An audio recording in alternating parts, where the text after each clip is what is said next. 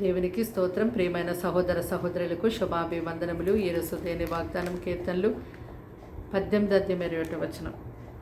యెహోవా మార్గములను నేను అనుసరించుచున్నాను, భక్తిహీనుడనే నేను నా దేవుని విడిచిన వాడను కాను.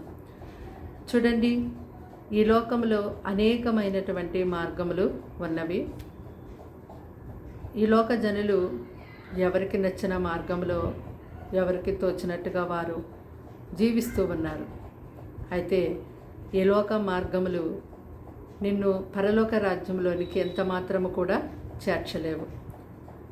ఈ లోక మార్గాలు అవి నీకు ఉరుల్లాగా మారి నీ జీవితాన్ని ఎంతో నష్టపరిచి నీ జీవితాన్ని నాశనం చేసేటటువంటి మార్గాలై ఉన్నాయి.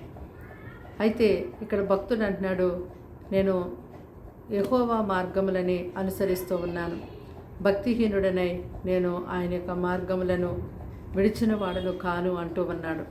యేసుప్రభు వారు కూడా లోకంలో శరీరధారిగా ఉన్నప్పుడు నేనే మార్గము సత్యము జీవమునై ఉన్నానని తెలియచేశారు.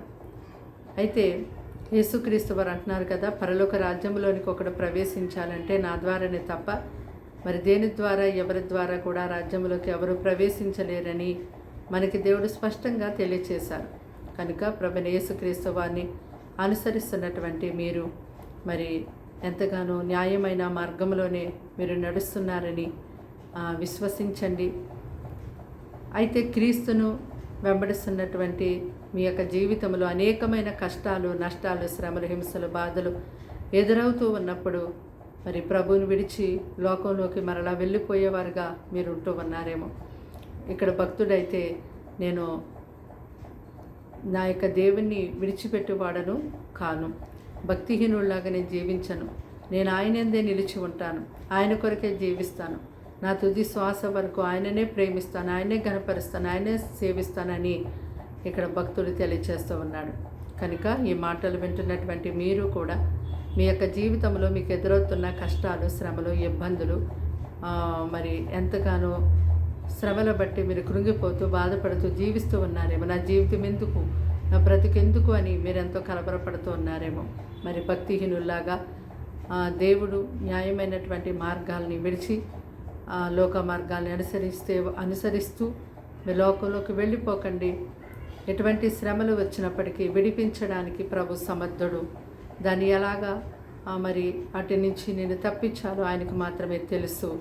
కాబట్టి ఆయన ఎందు నిలిచి ఉండండి, ఆయన మీ ఎందు నిలిచి ఉంటారు. అప్పుడు దేవుడు మిమ్మల్ని ఎంతో గొప్పగా ఆశీర్వదిస్తారు, ఫలింపచేస్తారు. ప్రార్థన. దేవానికి వందనములు, స్తోత్రాలు, స్తుతులు చెల్లిస్తాం తండ్రి. మాటలు వింటున్న నీ బిడ్డల్ని మీ రక్తంతో కడిగి ముట్టి స్వస్థపరిచి బలపరచండి. వారి ఇంటి వారికి రక్షణ, వారిని వారి పిల్లల్ని పోషించండి. వారి గృహం నలుమూల మీ అగ్ని దేవదూతలు ఉంచండి. పరలోక స్వస్థత, సమాధాన, విడుదల, విమోచన ఇదిగో తండ్రి దయచేయమని అడుగుచున్నాం.